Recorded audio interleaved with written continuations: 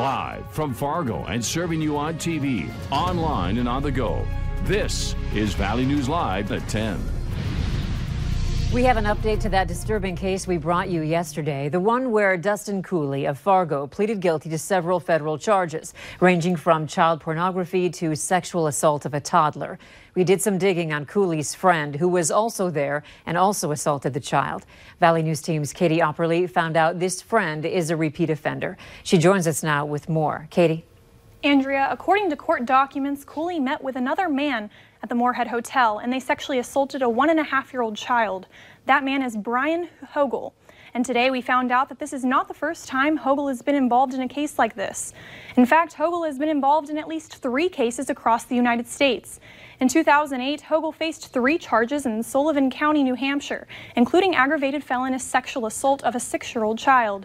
At that time, Hogle was from Johnson, Minnesota, showing he has ties to our area as far back as 2008. Hogle was released from prison 2 years later.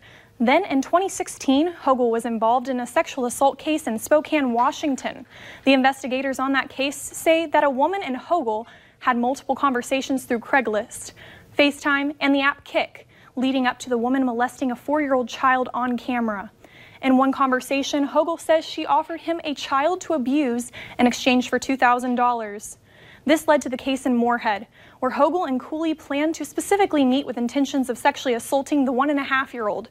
In both Spokane and Moorhead, the assaults have been planned through multiple conversations, online, and through apps. Andrea. All right, thank you, Katie. Both Cooley and Hogle could be sentenced to life in prison. Authorities in Becker County say a man is in jail tonight after violating a protection order that his ex-girlfriend placed against him. Last night, 54-year-old Shannon L. Carlson ran from the home in Becker County after his ex-girlfriend called police.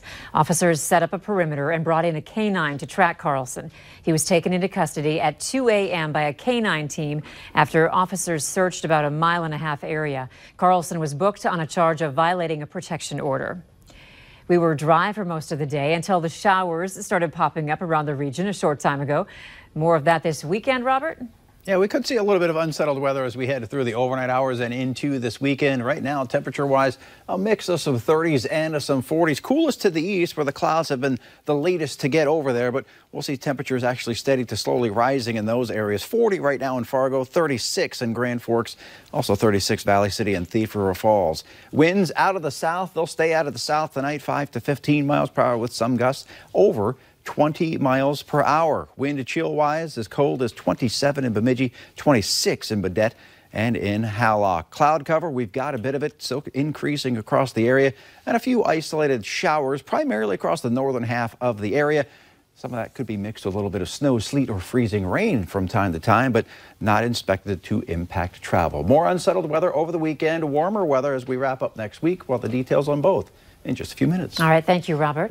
And make sure you have the Valley News Live Storm Team weather app so that you can keep up with the weather anytime, anywhere. You'll get the latest forecasts and conditions so that you can plan your day. Just search VNL Weather in the App Store and download it for free. Autopsy results indicate the death of a University of Minnesota student in a fraternity house last month was alcohol-related. The medical examiner's office says 20-year-old Dylan Fulton died of ethanol intoxication when he choked on his own vomit. Fulton is from St. Lawrence, South Dakota. He was found unresponsive inside his frat house on the U of M's St. Paul campus the morning of September 12th. His death was ruled accidental. Time for a look at this week's Valley's Most Wanted. Police say Damon Hunter Roselle is wanted for terrorizing, simple assault, and disorderly conduct. You can call your local law enforcement if you have any information. Some residents in West Fargo are taking their traffic signal concerns to the Nextdoor app. This post on your screen has gotten over 60 comments from people saying they're concerned about how short the left turn traffic signals are on 9th Street. The Public Works Director says at the intersection of 13th Avenue and 19th Street, the left turn lane gets a 5-second minimum green time and a 3.5-second yellow time. He also says the traffic lights operate from a central control software, which times when the lights turn green and when they turn red. That's what the central control software is trying to do, is trying to adjust these times a little bit off, and a little extra time here, a little less time there, as they're trying to adjust these patterns so we can get greens going all the way through. But when you get some of our peak hours with all the roads closed, it just breaks down, and there's really not much you can do to improve it. And we want to clarify that was 13th Avenue and 9th Street. Baumgart says the city is trying to minimize delays at intersections in West Fargo. Ethanol and border security, two hot topics today on the NDSU campus. U.S. Senate candidate Kevin Cramer first stopped by the Memorial Union for a border security meeting with Tommy Fisher, whose company is a finalist in building a concrete wall along the border. Fisher gave a presentation to Cramer and Iowa Senator Joni Ernst, talking about the design and how it's progressing.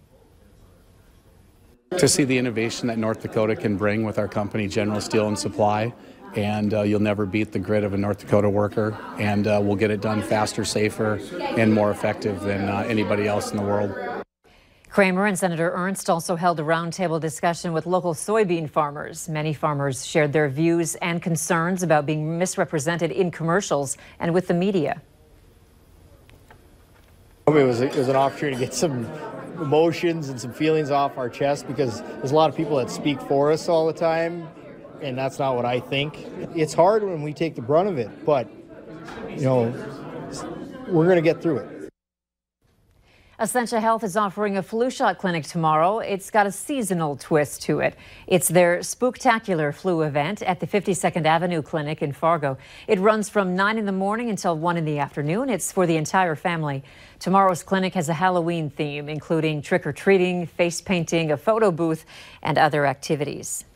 A Moorhead native and local college graduate was on jeopardy earlier this evening. Ryan Vesledal graduated from Moorhead High School in 2010 and from Concordia College in 2014. Vesledal currently works as a catastrophe modeler, where he helps insurance companies buy reinsurance in the wake of potential catastrophes, like Hurricane Michael. Vesledal held his own throughout today's show. All three contestants were often neck and neck, and at times he answered questions that stooped some of us. This one right now, Ryan, make a selection. Education 1000.